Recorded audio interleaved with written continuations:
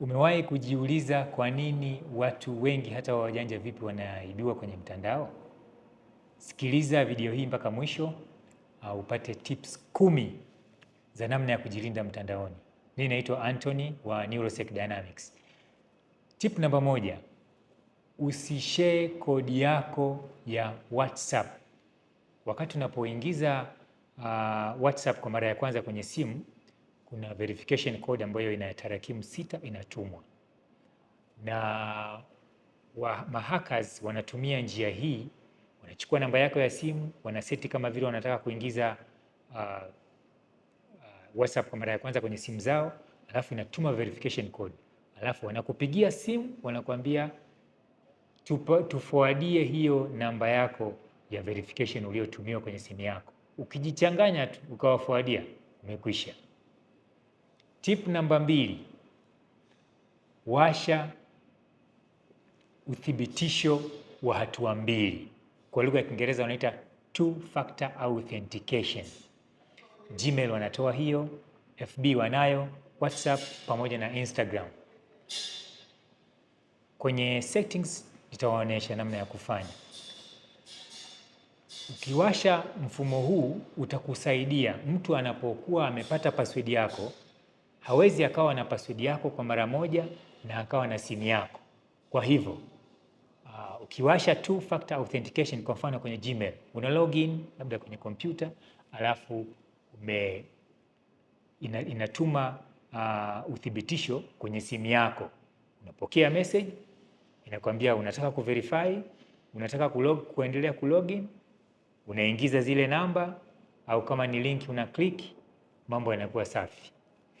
Hawezi mtu kukuibia kwa njia hiyo akaunti yako.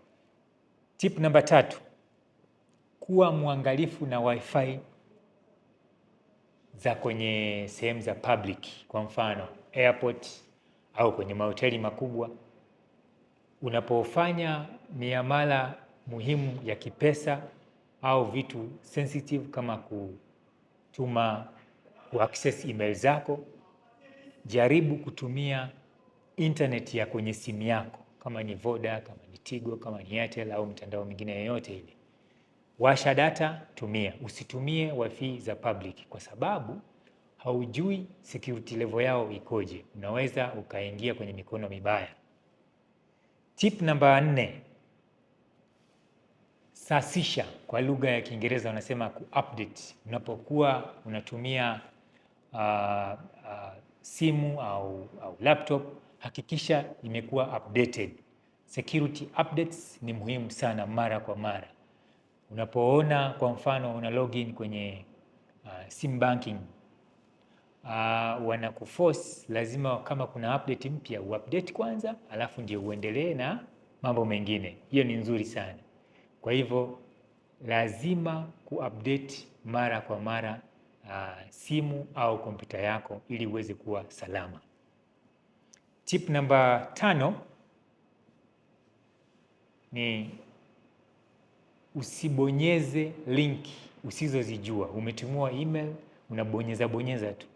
Labda imekuja email kwamba umeshinda sijui milioni ngapi, alafu unabonyeza ili kuclaim zawadi hiyo, bonyeza hii link au piga hizi simu. Usithubutu, utakuwa salama. Tumia maneno siri imara. Kwa mfano mtu anaamua kutumia password labda jina lake mwenyewe, au anatumia password mwaka wake wa kuzaliwa, au password ya mke, au anatumia jina la mke wake kama password. Hiyo sio sawa. Siri moja ni tumia maneno matatu pamoja na namba. Kwa mfano maneno matatu yasiyofanana, unaweza kusema Blue Bahari Tanzania, alafu unaweka 2026. Ni rahisi kukumbuka, lakini ni ngumu kwa hackers kupenya. Tip namba 7, funga sim card yako kwa pin. Funga sim card yako kwa pin. Watu wengi sana wanatumia simu lakini hawaweki pin.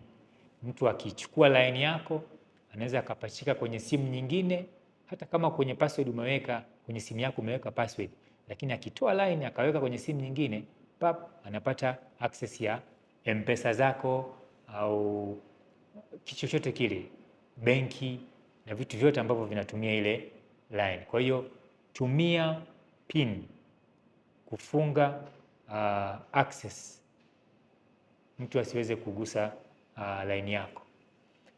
Tip namba 8 ni linda mitandao yako ya kijamii. Hakikisha unawasha two-factor authentication na unawasha login alerts. Hizi zitakusaidia wakati mtu ana login ambaye sio wewe, alerts zile zinakuja kwako. Tip namba 9, hakikisha unafanya nakala kwenye cloud backup. Kwa mfano Google, watu wanaotumia Android wanafanya backup kwenye Google account, na watu wanaotumia iPhone wanatumia iCloud. Itakusaidia utakapopoteza simu, utapata access ya vitu vyako vyote, contacts, data zako, pamoja na akaunti mbalimbali ambazo utakuwa umeweka kwenye simu yako. Kwa hiyo utakuwa salama hata kama simu ikipotea, lakini data zinabaki salama. Tip ya mwisho namba 10, fahamu aina za ulaghai zinazoenea Tanzania. Kwa mfano, ulaghai wa watu kudanganywa kwamba tuma taarifa zako kwenye namba hii kama una shida na NIDA yako, tutakupatia NIDA vizuri, lakini hawajui kwamba kwa kutuma taarifa zako unawapa mahackers mianya mingine ya kufanya uhalifu mwingine. Kwa hiyo chunga na fahamu aina za ulaghai zinazoendelea mtandaoni. Nyingine ni unatumiwa matangazo ya kazi, alafu unaambiwa toa kiasi kidogo, alafu ili tuweze kuprocess applications zako. Hao ni walaghai, usikubali. Kwa tip nyingine zaidi, follow Neurotech Dynamics, click button hapo chini ya kusubscribe, alafu utakuwa unapata hizi tip kila mwezi. Asante.